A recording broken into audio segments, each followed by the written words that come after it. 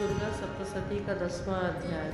महर्षि मेधा ने कहा, हे राजन, अपने प्यारे भाई को मरा हुआ तथा सेना को नष्ट हुई देखकर क्रोध से भरकर दैत्यराज शुंभ कहने लगा, दुष्ट दुर्गे, तू अहंकार से गर्व मत कर, क्योंकि तू दूसरों के बल पर लड़ रही है। देवी ने कहा, हे दुष्ट, देख, मैं तो अकेली ही हूँ। इस संसार में मेरे सिवा दूसरा कौन है? यह सब मेरी शक्तियाँ हैं। देख, यह सब मुझ में प्रविष्ट हो रही हैं। इसके पश्चात ब्रह्माणी आदि सब देवियाँ उस देवी के शरीर में लीन हो गई और देवी अकेली लड़ रही हैं। तब देवी ने कहा, मैं अपनी ऐश्वर्य शक्ति से अनेक रूपों में यहाँ उपस्थित हूँ। उन सब रूपों को मैंने समेट लिया है। अब मैं अकेली ही यहाँ खड़ी हूँ, तुम भी यहीं ठहरो।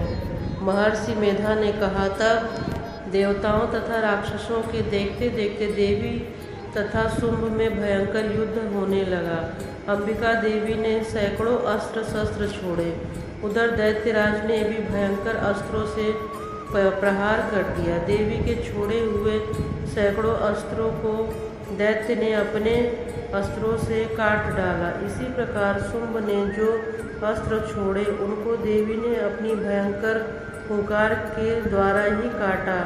दैत्य ने जब सैकड़ों बाण छोड़कर देवी को ढक दिया तो क्रोध से भरकर देवी ने अपने बाणों से उसका धनुष नष्ट कर दिया। धनुष कट जाने पर दैत्येंद्र ने शक्ति चलाई, लेकिन देवी ने उसे भी काटकर फेंक दिया।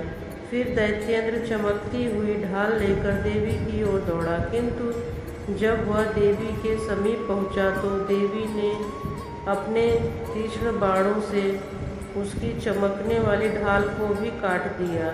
फिर दैत्येंद्र का घोड़ा मर गया, रथ टूटकर गिर गया, सारथी मारा गया। तब यह भयंकर मुदगर लेकर देवी पर आक्रमण करने के लिए चला, किंतु देवी ने अपने तीक्ष्ण बाणों से उसके मुदगर को भी काट दिया। इस पर दैत्य ने क्रोध में भरकर देवी की छाती में बड़े जोर से एक मुक्का मारा।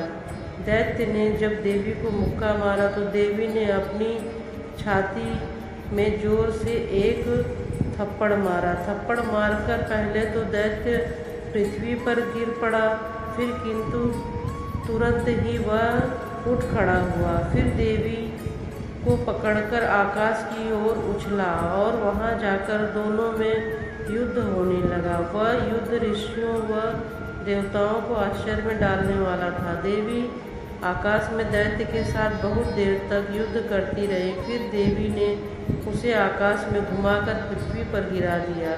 दुष्ट आत्मा दैत्य पुनः उठकर देवी को मारने के लिए दौड़ा। तब उसको अपनी ओर आता हुआ देखकर देवी ने उसकी छाती विदीर्ण करके उसको पृथ्वी पर पटक दिया। देवी के त्रिशूल से घायल होने पर उस दैत्य के प्राण पखेरु उड़ गए। उसके मरने पर समुद्र, द्वीप, पर्वत, पृथ्वी सब कांपने लगे। उसके बाद उस दुरात्मा के मरने से संपूर्ण जगत प्रसन्न व स्वस्थ हो गया तथा आकाश निर्मल हो गया। पहले जो उत्पात सूचक मेघ और उल्कापात होते थे वह सब शांत हो गए। उसके मारे जाने पर नदियाँ अपने ठीक मार्ग से बहने लगीं। संपूर्ण देवताओं का हृदय हर्ष से भर गया और गंधर्वाणियाँ सुंदर गाने गाने लगी, गंधर्व बाजे बजने लगे, अप्सराएं नाचने लगीं, पवित्र वायु बहने लगी, सूर्य की कांति स्वस्थ हो गई। यज्ञशालाओं की बुझी हुई अग्नि अपने आप प्रज्वलित हो उठी तथा चारों दिशाओं में शांति फैल गई।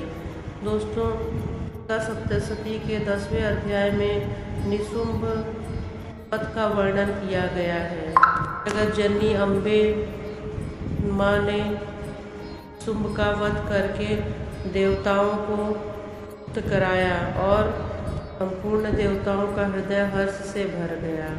जीवन पुनः गतिमान हो गया, चारों दिशाओं में शांति फैल गई। जो भी व्यक्ति दुर्गा सप्तशती के 10वें अध्याय का पाठ पढ़ता है, स्मरण करता है, उसे